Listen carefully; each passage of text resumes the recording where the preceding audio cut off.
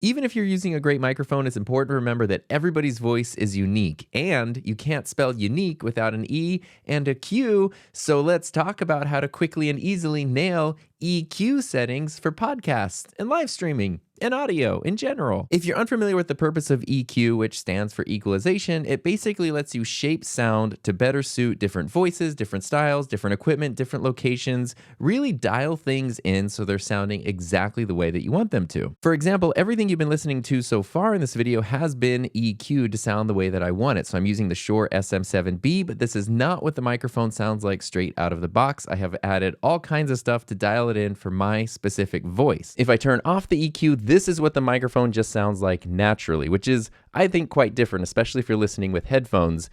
I still think it sounds good. It's a really good microphone, so I don't think anyone would complain if this is just how my audio sounded. By turning the EQ back on, now I can get things to sound exactly how I like them and what I think best suits my voice and my style. So with all that in mind, we're gonna keep things really basic and just look at 3 steps for simple EQ that you can add in pretty much any audio or even video editing application. I'm going to be using GarageBand for this example because it's free on any Mac computer, but the stuff we're using in GarageBand looks identical to what you would find in Logic Pro or Final Cut Pro, and even though they might look different, the same tools are available in, again, pretty much any application. So here is the raw audio, or the radio, that we're going to be working with.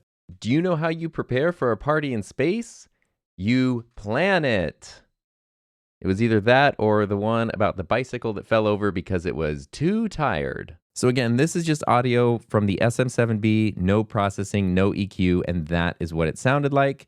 Not terrible, but we're gonna make it sound even better. So if you look right here, this is where we're gonna be spending a lot of our time. If I click on EQ, this is gonna bring up something that looks like this. We're working just on the track. This is called a parametric equalizer, which is a very fancy name that you can make it sound like you know what you're doing when you tell people that you're just editing your audio in a parametric equalizer. But this just lets you narrow in on different frequencies and adjust them. And so you might have heard of something called a high pass filter, which, believe it or not, stops low frequencies and lets high frequencies pass through the filter. So it doesn't eliminate all of the low end. You don't want to eliminate all your low end, but it does help reduce low rumbles and different mic handling noise. So the way we would add a high pass filter here is over on the left of our EQ. There's this little thing here that kind of looks like a going up escalator, I guess.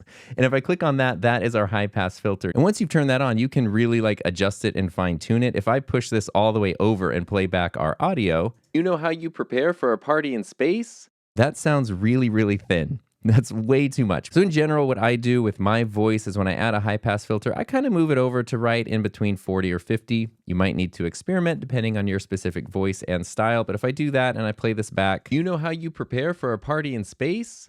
You plan it.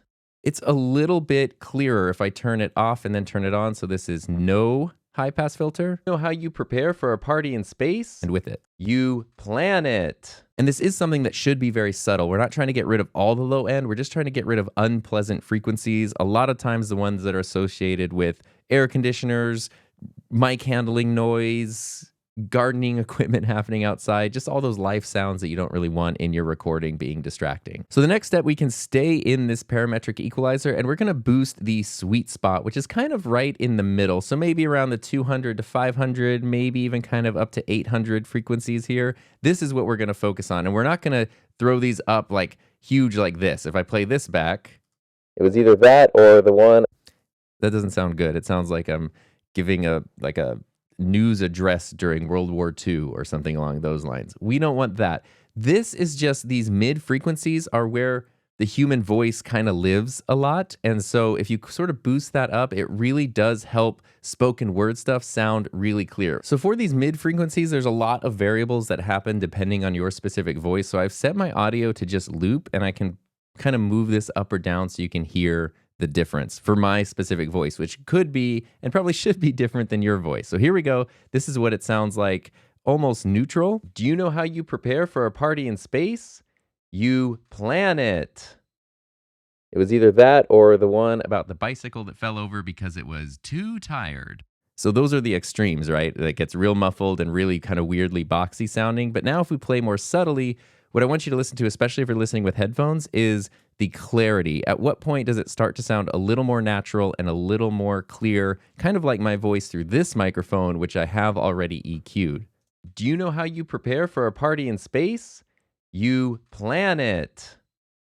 It was either that or the one about the bicycle that fell over because it was too tired. So I think this is actually a really good example because what I'm doing for my voice here is a little bit different than what you would find in general recommendations because, again, you need to do what works best for you. So typically when you're working with something like this, the recommendation is going to be to boost these frequencies. But I didn't like the way that sounded on my voice. Looking for clarity, looking for a natural sound, I found that actually removing about 2 decibels of these frequencies sort of cleaned things up a little bit. And if I play it with the EQ, do you know how you prepare for a party in space?